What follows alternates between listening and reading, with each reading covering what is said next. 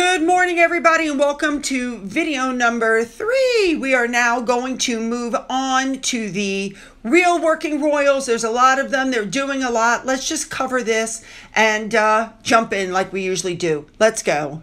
We're going to start with King Charles because he received the president of Latvia, Edgars Rinkevics. Ooh, that's a mouthful. But that happened during a private audience at Buckingham Palace a few days ago. Then on a different day, King Charles received the Governor General Designate of the Commonwealth of Australia, Miss Samantha Mostyn. That was also during a private audience at Buckingham Palace. I believe that took place the next day. Let's move on now to Princess Anne. We're going to be jumping around a little bit. She went to the Russie Institute to officially open the Admiral Lord Cochrane Room. And of course, while she was there, she unveiled a plaque that's going to be celebrating the opening of one of the historic rooms in the Institute. Now, the room was named in recognition of a donation that was provided by the Drake Foundation to support the successful redevelopment of Russie's main building, which is located, by the way, at 61 Whitehall. The Drake Foundation supports Athena Lab, which promotes debate and informed discussions around Chile's domestic and foreign policy. Any way you want to look at it, it's a beautiful room, it's a beautiful plaque. All right, let's move on. Next up, I just thought this was really nice. These pictures came from the Global Fellowship of Christian Youth, and they provided the honor guard to, they usually provide the honor guard to the monarch's personal representative, to the General Assembly at the Church of Scotland. And of course, we know from the previous pictures that Prince Edward was the High Lord Commissioner. Very nice.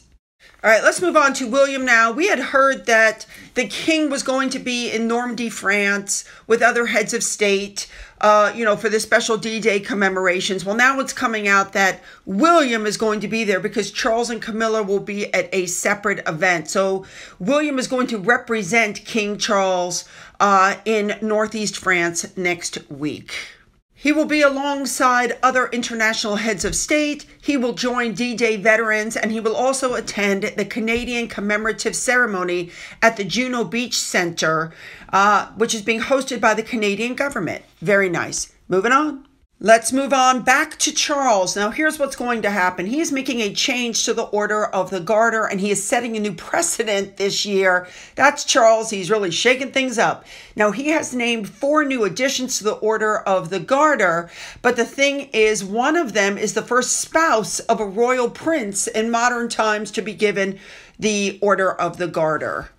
And for those of you who are unaware, the Duke of Gloucester got married, and 6 weeks after his wedding, his brother was killed in a plane crash, and that's when he and his wife became full-time royals at the request of Queen Elizabeth, and they've served admirably, and now they're being rewarded. I think that's lovely. All right, moving on. Still sticking with King Charles, for those of you who are unaware, he is patron of the Royal Academy of Dramatic Art, and he and Queen Camilla went to the Academy to celebrate the school's 120th anniversary.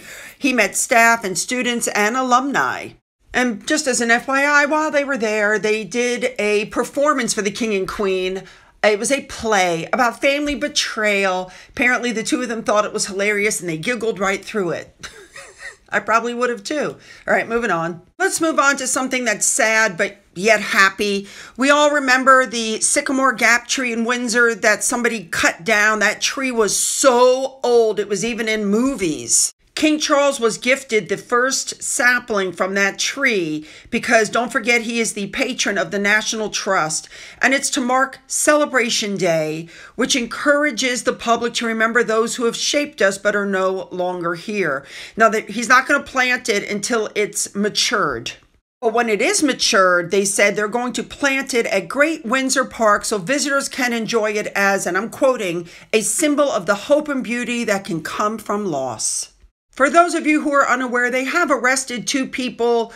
They recently were on TV coming out of court, and of course they had their faces covered, and we still do not know to this day why the 2 of them decided to cut down this tree. It is being said that the stump of the tree is still alive, that another tree could sprout from that, and so they're asking people, to leave it alone, which I think it would be wonderful if a new tree grew from that. All right, let's move on. Next up, you guys remember that beautiful portrait of King Charles that was unveiled not that long ago? Well, it was officially unveiled at St. Columb's Church of Ireland Cathedral in Londonderry. So it's going to hang there. Now, they're saying there is some stigma around the monarch and the royal family. And he says not everybody supports the monarchy, but he thinks it shows respect that they've accepted this beautiful portrait. The photographer who took this picture also took the official pictures of the coronation and Charles and Camilla's wedding photos. And, I think it's a beautiful photo, and I'm glad that they're decided to hang it there. All right, let's move on. Moving on, let's talk about Catherine. The palace has been inundated, they said, with tens of thousands of get well cards and gifts to the Princess of Wales after she came out and admitted that she has cancer. Now, they're reporting in this article that the correspondence team has been very touched by the love and affection that was shown. And now we know that she's withdrawn from life while she's doing her cancer treatments. And of course, Boozy and his friends have started the whole "Where's Kate" thing. My response to that is, where are the Sussex children who nobody's seen in 5 freaking years? It's being reported that normally the palace would get about 1,000 letters each week from members of the public, but it has zoomed to a ridiculous amount. Well, that just shows how much she's loved. And also, I'm very happy to report this. Apparently, Catherine was spotted out and about with her family and on her own running errands. Now, people are like, oh, well, there's no pictures. Let me tell you why there's no pictures. Because she asked that there be no pictures. She asked for her privacy. Now, the person who took the video of Catherine last time, and yes, he sold it for a lot of money, but he was also horribly harassed. And so people just want to give her the privacy that she asked for, and that's why there's no pictures. But what I'm happy to report is they're saying that the reason she was out and about is because she has turned a corner with her treatment. She apparently is tolerating them very well. She apparently is on the mend. And so, she's out and about trying to, listen, how often could you have cancer, do your treatments, and just sit there staring at the 4 walls? If she's not vomiting from chemo or she's not feeling ill from chemo and she wants to step out of the house, let her go.